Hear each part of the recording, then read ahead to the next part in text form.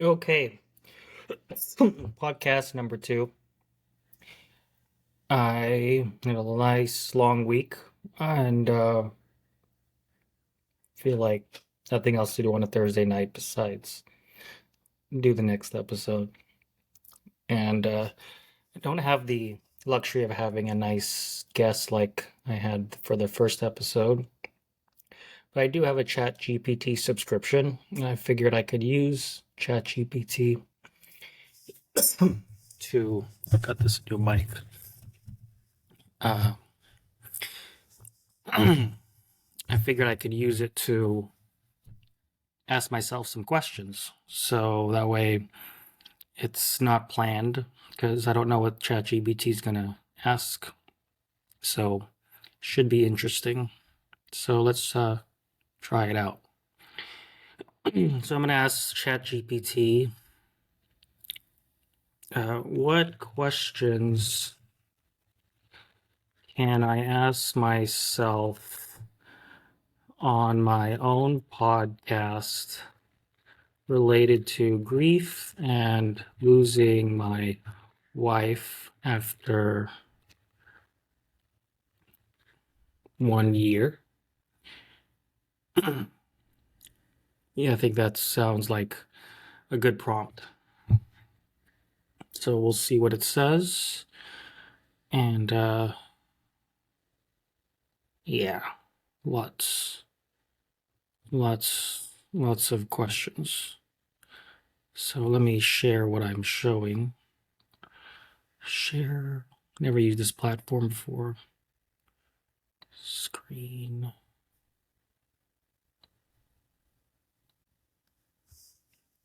So I'm sharing my screen, and looks like there's a lot of questions. Okay, so here we go. I'm gonna stop sharing the screen so it's not so big. Meow's barking. Okay, number one. What is the most challenging part? Hold on. What's the most challenging part of your first year after losing your spouse? Ooh, that is not an easy one. Uh, well, I've wrote a lot about this on the blog. I would say the most challenging part is it's always after a big event that I have, and then everyone leaves, and I'm just by myself with Mayo.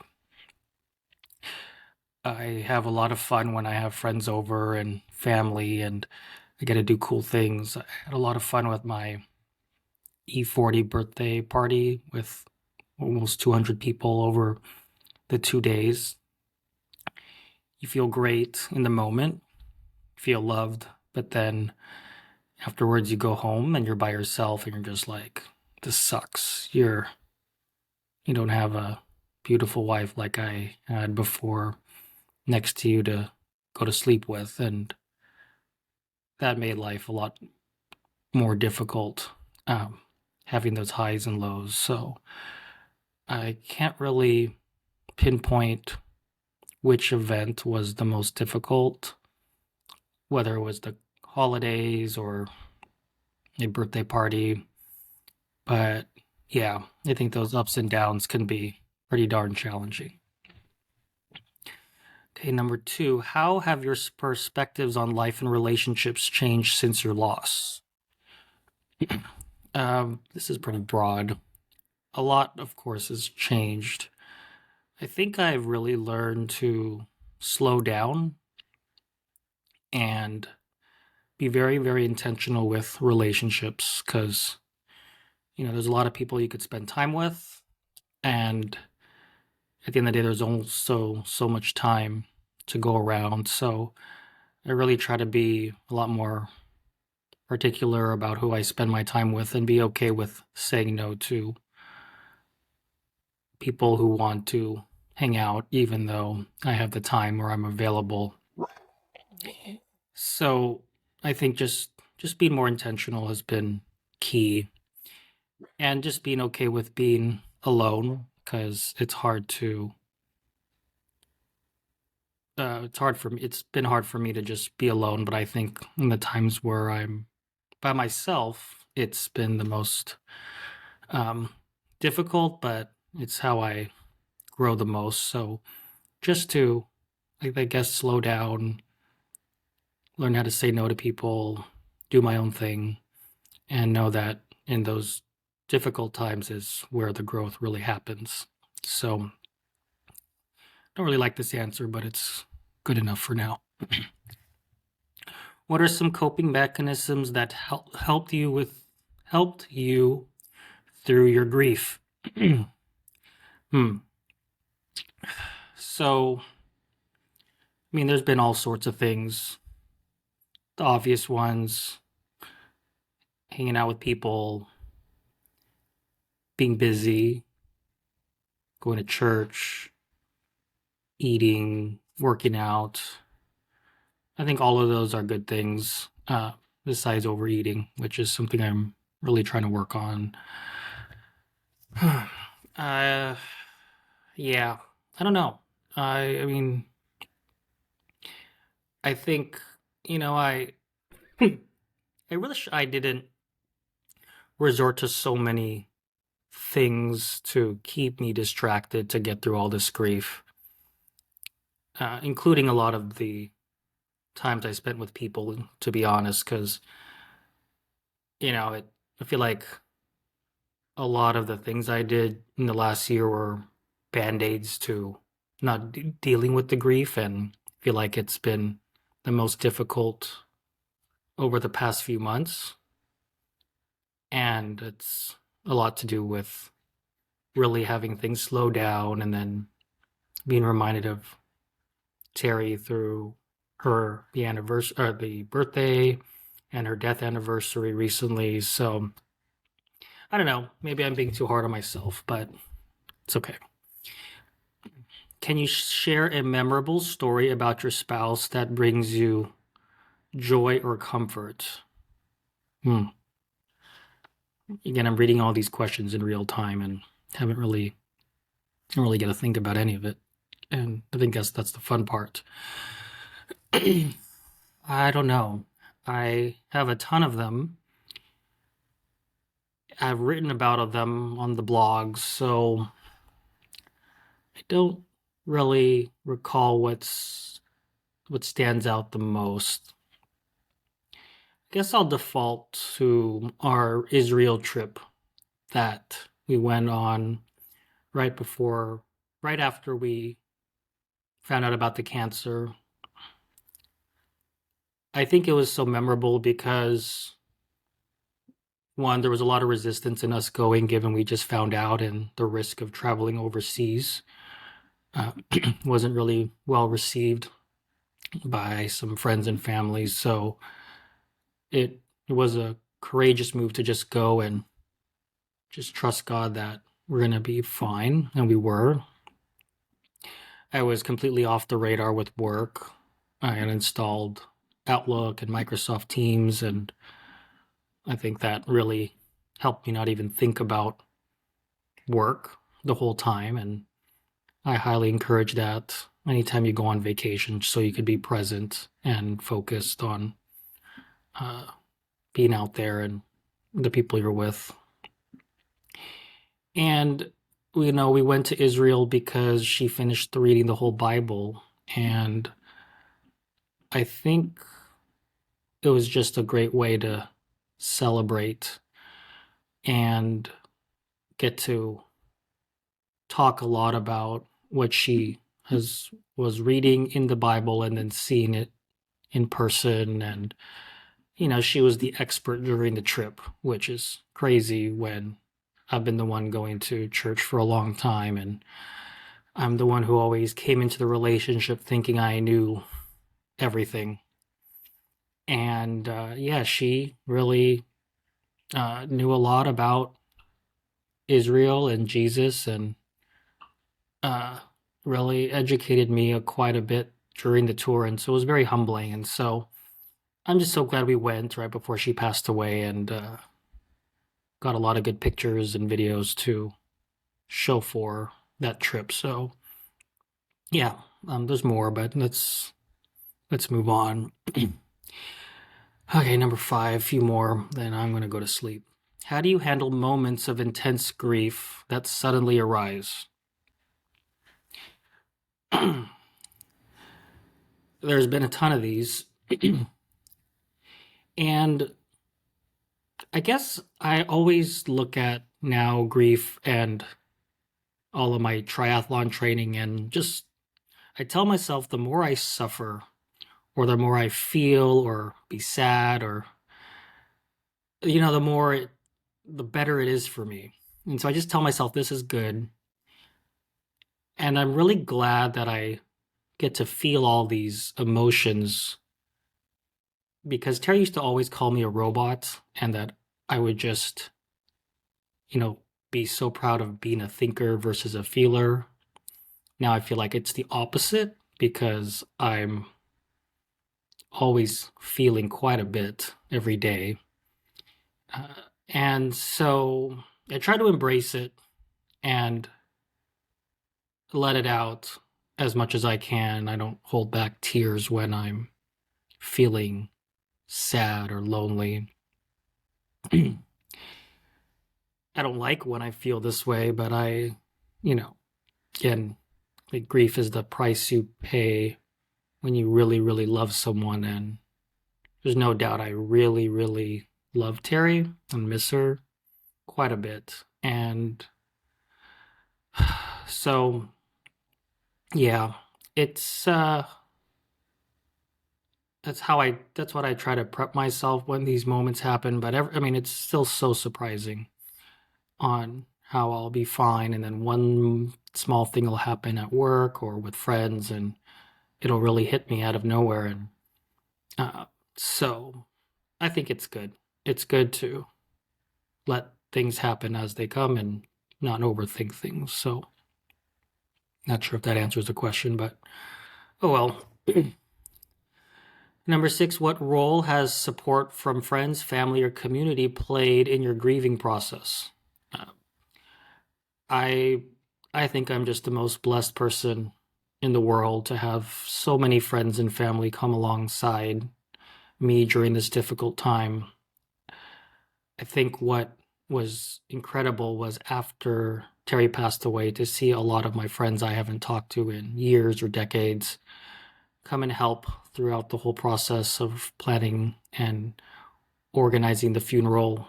It just I was just so proud to think about, wow, I have so many really loyal friends that are so talented and gifted and really stepped up when, I've been out of their life for the most part. So, everyone's just been phenomenal and still is today. I never feel like there's a shortage of people I could talk to or spend time with. So, yeah, I'm just so thankful. And thank you for watching. Those that are watching now, obviously really care about me to spend the last 13 minutes hearing me out on this. So thank you. Okay, we gotta hurry up. It's okay. There's question 7. How do you approach anniversaries, holidays, and other significant dates? Great question. So I'm all about routines, and I've told myself, how I'll never forget about Terry is to really just be intentional with her birthday, April 12th, our anniversary, and her death anniversary. So I think knowing those dates are on the calendar, and I can be intentional with doing something and being reminded of her. And it's going to be different every year. I might be in Atlanta sometimes, I might be here, but to know that those are great dates to really think about Terry, look through photos, journal, write, probably start doing podcasts on these days. And so I just really um, try to not be busy with work at the minimum when possible. So, yeah, I think that's all I really have planned. And of course, I've only been through about a year of this, so we'll see how this second year goes. But I think just knowing those are on the calendar makes me have a lot of comfort that there's just no way I'm going to forget about her, or just get busy with life and move on. Okay, three more.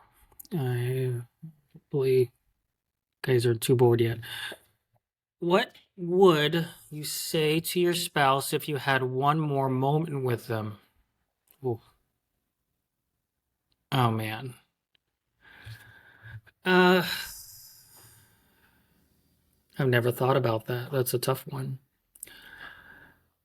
You know, I've had dreams of her being back for a temporary amount of time, and I remember waking up in tears or really, really sad because it was a dream.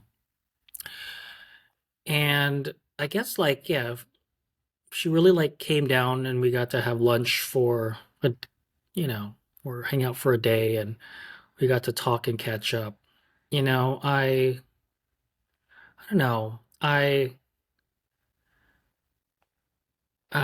guess it depends if, yeah, I don't, this is a confusing question, but you know, she's in heaven, so it's not like she's not listening to this, or she's not listen, you know, it's not like I can't talk to her, and I definitely still talk with her from time to time. So I I guess what comes to mind is just what are her hopes and dreams for me going forward. We did have a lot of talks about this, you know, about what she wanted for me after she passes away. You know, she, you know, and I feel like those conversations were brief, and we could have talked a lot more in detail about her hopes and dreams for me. And so I think, I don't know, that comes to mind, but let me think about that. Maybe I'll get to these questions again another time. Two more. Number nine, what advice would you give to someone who's recently lost a partner? Well, hmm, you know, I just know when I was getting advice, I would get very triggered because I'm going to tell you, I got all the advice I could have ever asked for, plus more, when this all happened. And a lot of it was good advice. I knew everyone loved me and cared for me. And there were some days I'm just like, I just never want to talk to you because you're just so full of it. But, you know, I'd think about it and go, you know, at the end of the day, at least you're saying something and reaching out, and they care. So let's not be so difficult. So I guess I think what I feel like I've done differently, but I don't know because I don't know that many people have lost their spouse. But there's really something very powerful about journaling privately and publicly, to just let things out. And I think that helps a lot in having that routine to process what's happening and put it on paper. And I mean, there's times where I'm feeling terrible, and I look through my blog and see some quotes I wrote and go, "Wow, I'm those are good reminders that I've totally forgot about." So I think taking the time to do what you need to do, that's not just getting busy with work and life again, I think is just really key. Also, just being humble with listening to advice that you may not want to hear, but you know, there's a lot of advice I really wish I took seriously from my therapist or my friends, and ended up learning the hard way because I knew better. We'll get into the details of that in another time, but I just really, I don't know, hope for anyone listening to this that's lost their spouse to just not rush back into life, and I tell a lot of people I wish I would have spent even more time off to just take care of myself, because going back to work after even a month was just, it was a mess. And thank God I'm still employed. But yeah, it's just so hard to work when you're thinking about this stuff all the time. And number 10, how has your concept of time changed since your loss? Well, I've wrote in my blog too many times, life is short. And it's why I want to do this podcast, because I think life is short. And the last thing in life I like to do is spontaneous stuff that's unplanned, like recording this podcast today. And so, I wish I could spend a lot more time with people and talk about all this, but at least now it's out there, and anyone who's interested could watch this and hopefully get to know me a lot better through my experience. If we haven't gotten a chance to catch up in a while, a lot of this has been on my mind, and there's a lot more to say about this. So I guess, yeah, life is short. Make the most of it. I'll leave with this. I always think, and, especially lately, if I, when if I were to pass away, get to hang out with Jesus, with Terry, seeing them in heaven and them going, "Oh, Erwin, welcome.